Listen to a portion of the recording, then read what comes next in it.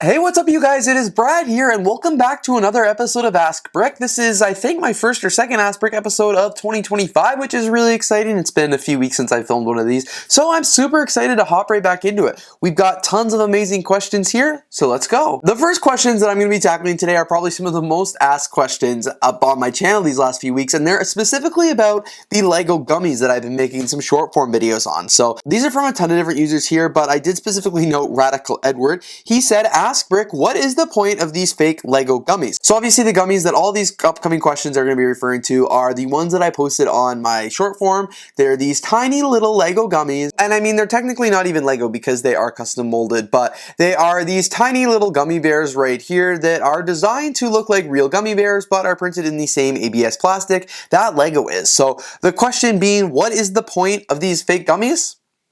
Honestly, nothing. They look cool. They look like, as I said, fake gummy bears slash mixed with Lego. So it's just like kind of the same idea as a Lego minifigure. Like, what is the point of it? You can either put it on display, you can put it on a MOC, you can put it in your city, you can throw it in a drawer. It's kind of the same idea.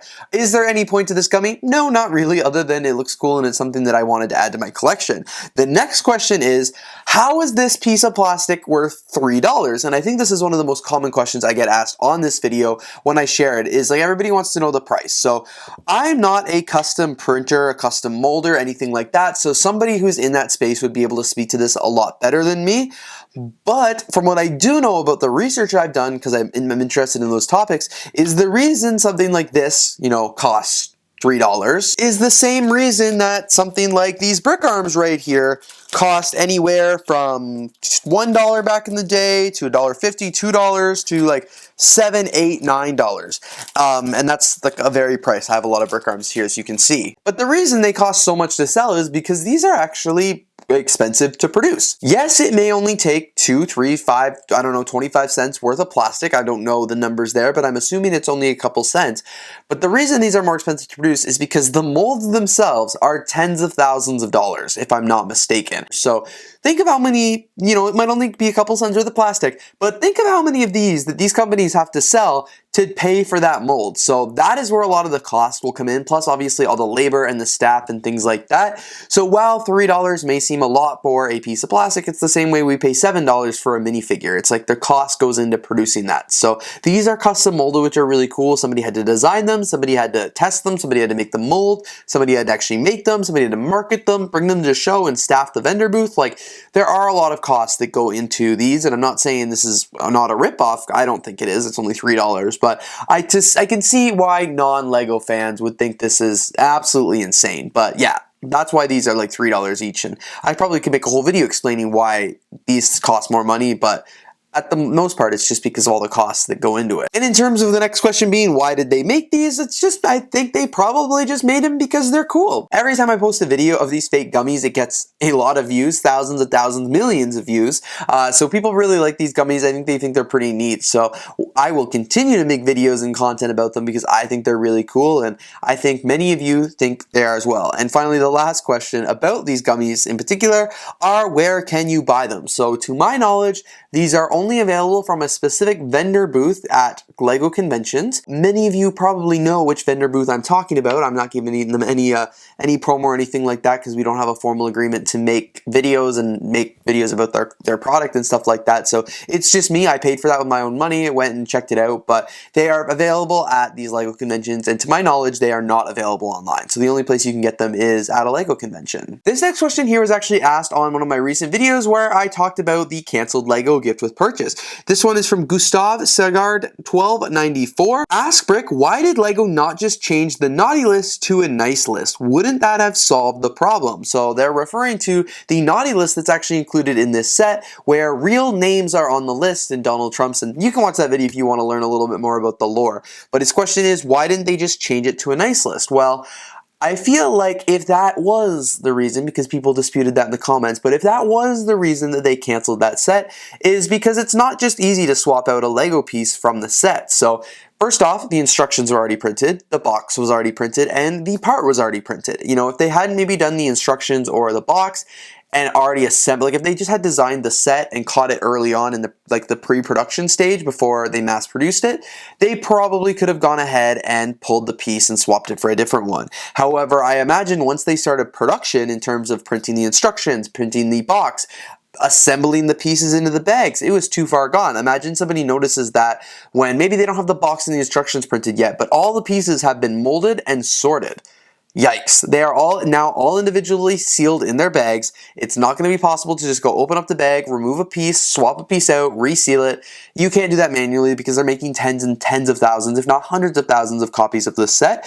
Everything's done by machinery, so if it was not, if the piece wasn't edited or modified before it got to that packing stage, it was probably too far gone. So if all the sets were already assembled, the naughty list is already in the boxes, it's already on the instructions, it's already on the actual box itself, it is way too far gone at that point. LEGO's probably better off just scrapping the sets like they did, or even reproducing the set, than trying to go and swap the pieces. That seems like it would have been an absolute nightmare. So that is why I believe LEGO just didn't swap it out. It is kind of a shame because they already had the design, so even if they had already made the set, assembled the pieces together, and done all the work, they couldn't have just repurposed those instructions for a future year or something like that. But they probably planned their production so far in advance, so when they had to scrap a product that was so far along, to reintegrate it into the production line probably just would have been really costly and really difficult to do. So they probably just opted against that. This next question here is from Cityscape Bricks. Ask Brick, what do you do with your Lego boxes after you're done building? So disclaimer, I'm going to show you what I do with my Lego boxes, but this may or may not be a good solution. So take this next part with a little bit of a grain of salt. So after I finish building a Lego set, I actually just break down the boxes. So right down here is a stack of them right now. I've taken this Bricklink Designer Program set that I built last year, and I've just added all the broken down boxes that I built recently here inside. That allows me to store them a little bit better. So this one looks, the idea set is a little too large, so that's why it's kind of on its side there. Back here, you can actually see the new modular. Sorry, the lighting's going to be really bad just because it is also large. And then fun fact, way back here behind my Lego City in this really dark lighting area is where I keep all of my other boxes. So they are not hundreds, but there's a lot of boxes back here from over the years, all just broken down. So they're all back here. Some of them are here. A few more of them are here, and then I think some may even be in the closet back there. So this is what I do. I just, take them, break the seals down, and stuff them there. So why I said take this with a grain of salt is because I don't necessarily think keeping your Lego boxes is the best idea. I still do it because I have anxiety and I can't get rid of them, but I just think, I never look for them again. I never really go to use them. The only time in the last, year, I think, that I've ever pulled out a box from that storage area there is because I needed it for a thumbnail picture for a speed build. But other than that, once I've torn down the box, I don't really ever need it again. I guess it's good for if you want to sell Lego sets. I don't really sell a lot of the sets, especially not ones that I built. It will be handy that if I do go to sell them, to have the box, because you can maybe get a little bit more money with it. Only if you sell it in person though, because if people online probably don't really care about the box.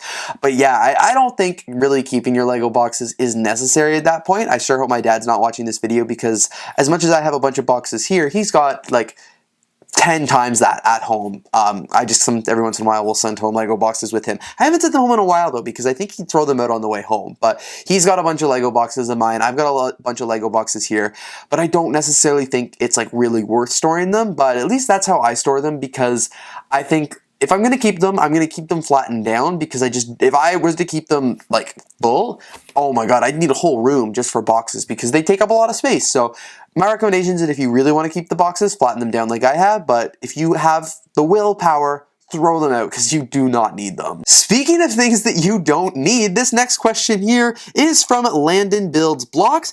Ask Brick, why do people not save their Lego manuals? I thought everyone kept theirs. So just like my boxes way back here that I showed you a second ago, I, underneath this table here, do have my instruction manuals here. So I've got a bunch of the recent ones in this box right here, and this bin down here is actually full of instruction manuals, and I think there's 2 or 3 more cardboard boxes underneath the table here, like way under the city where you can't even see, where I have even more instruction manuals. So just like the boxes, I do keep my LEGO instruction manuals, and again, I don't really know why. It was great a few years ago when LEGO introduced the changes from VIP to Insiders, and they actually allowed you to scan the QR codes to redeem it for like 20 Insider points instead. So I had all my manuals, so I spent like an hour that day scanning everything over, and that was a huge win because I got a lot of points from that. But like, do you really need your instruction manuals? Again, like, this is totally up to you. A lot of people have started throwing them out, and I think that's probably smarter. The reason is because LEGO has a very comprehensive database of all the sets, most sets, recent sets at least, and the instructions out there. So like, for example, say I was moving some pieces and I smashed my Steamboat Willie right here. I dropped it. Well, I almost dropped the Mars rower, but say I had this set and I dropped it. It fell, it broke into a million pieces, and I needed to go ahead and rebuild it. You know what I'm not going to do?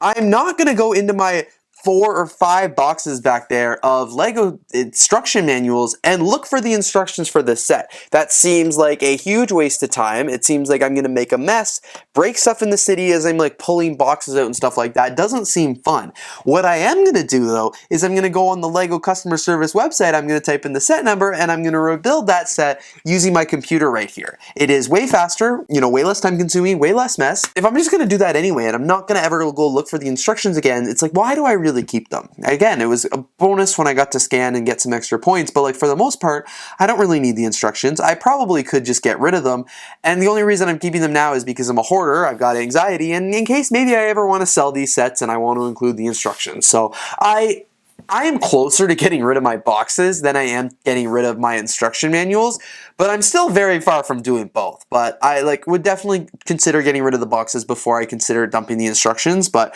I wish I had more space, famous last words for everybody. If I had like more space, stuff like that, like say I had a Brixie warehouse, I'd have filing cabinets of instruction manuals. That would be really cool, and they'd all be organized and they'd all be in there nicely, and then I'd be able to like pull instructions for as I need them. But I'm just not, I don't need that right now. I'm not going to dedicate any space in my tiny little condo for that. But yeah, I keep instruction manuals, but a lot of people have much more stronger will than I do, and they get rid of them. This question here hasn't necessarily been asked point blank by people, but I've definitely seen some of it in my comments before, and I just wanted to take some time to address it, and that is, why don't I always credit builders in my convention footage? This is a very fair question. So when I go to LEGO conventions, I love to make videos of people's MOCs in short form so I can upload them to my social medias throughout the year. Sometimes in the description of these videos, I will or will not tag the builders of these models. The reason that I don't always sometimes tag them, it's totally my fault, and it's because I literally just forget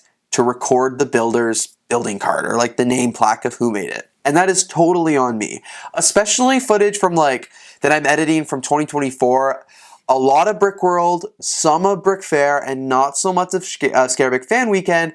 I honestly just forgot to record the builder's name cards, and that is totally, as I said, that's totally on me. I've really evolved the way I film these videos when I go to conventions. In 2023, when I first started doing them, I went with my phone and I filmed them on the TikTok app without any voiceover or anything like that, and then I would come home here, slice it together, add a voiceover on the TikTok app. Then I started doing that, but I started exporting the footage from the TikTok app to my computer so I could edit it a little bit faster, and then I got even more clever and started recording the voiceover right in the TikTok app with the video, and then that was too much, so I started exporting the footage again, and then more recently I've like really just learned to film it on my camera roll in short form, edit it on my computer way faster, and then upload it that way, because as I said, I've like really changed my strategy. I think when I was doing the TikToks, I started in 2023 when I wasn't doing YouTube Shorts and I wasn't doing Instagram Reels and stuff like that, so I've changed my strategy a lot since then. So that's a little bit of the process of how I've evolved. But I've only started to really get better at making sure that I film the builder's name tag. Like, I honestly would just get so overwhelmed at these conventions that I forgot. Sometimes I would, and I'd be able to credit the builder. Sometimes I know the builder. Sometimes I've seen them on other people's social media platforms, so I'm able to even tag them, which is great.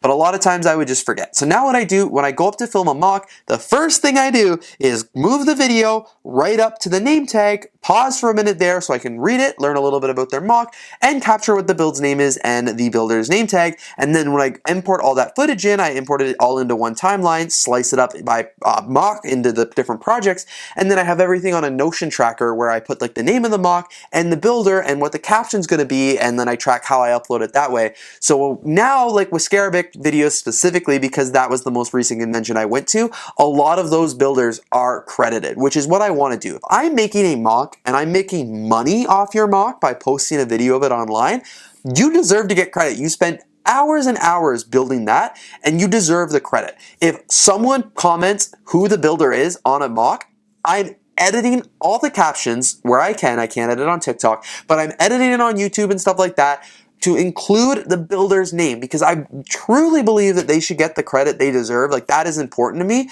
So anytime I don't do that is because it's totally my fault and I honestly just forgot. Where I can, I credit the builder by name and even tag them if I know they have an online presence, but like sometimes it is just totally my fault. So I'm trying to get better at it. I apologize to any builder who I've ever shared your mock and not credited you, because I really, really want to. Like, as I said, that is important to me, but unfortunately it's just I'm not always able to do that. And again, that's totally on me, but I'm getting better and I have new plans even for 2025 here. So yeah, the long answer short, if I don't credit a creator from a mock, it is totally my fault, and it's just because I forgot to film their mock card and I was having difficulty finding who built it online. If I do find out though, I update the tag, but if not, I'm very sorry and I will only get better, I promise. Alright, the final question for this week's episode is from Theo. Ask Brick, how do you be a participant of AFOL Days? So AFOL Days is a day in Billund, Denmark, where LEGO fans from all around the world gather together at the LEGO house, which is closed just for the AFOLs, and it's just a fun, full day of activities. I did make a full vlog of that on my channel if you guys want to check it out, but how do you get invited to AFOL Days? How do you be a participant? I'm not the best person to ask for that, I'm sorry, Theo. How I was able to get it is because my friend H2Brick, he actually had an extra ticket to go to AFOL Days, and he gave it to me the very last, literally a couple of hours before it started, so that was amazing. But I think the process is you have to sign up to go to AskBrick Fan Weekend, put your name on the list, get accepted into that convention, and then I believe they released the AFOL Day tickets on the LEGO House website. They posted with that in AskBrick, and then people rush to buy it, and then they sell out really fast, and that's how you participate. Like, I don't think it's necessarily some exclusive club. As long as you're going to AskBrick, you have a chance to go to the AFOL Days. So I would definitely highly encourage you to go to AskBrick Fan Weekend. It's really, really fun. And of course, if you can, go to AFOL Days, sign up for AskBrick really early. I signed up really late this year. I don't even know how I got in, because I was on a wait list and all of a sudden I was just so lucky to get in and be able to get to go. But by the time I got in, I had already missed like the AFOL Day registration. So yeah, I would definitely try and do that. Like, make sure you go. It is a lot of fun. It is a huge addition to the LEGO convention. It makes it a really, really fun event. But yeah, like, that's, as far as I'm aware, how you become a participant. But I don't really know. Maybe somebody watching this video who has done it before can comment. But I just got really lucky because I've got great friends in the community who hooked me up when I was not able to get tickets. So yeah, highly, highly recommend it. But anyway, you guys, thank you so much for watching today's episode of Ask Brick. I really hope you enjoyed. Had a ton of fun answering all your questions today. These were all some really good ones. And I can't wait for the next episode to come very soon, episode number 94. So in the meantime, don't forget to leave your questions down in the comments below, and I will see you guys in the next video.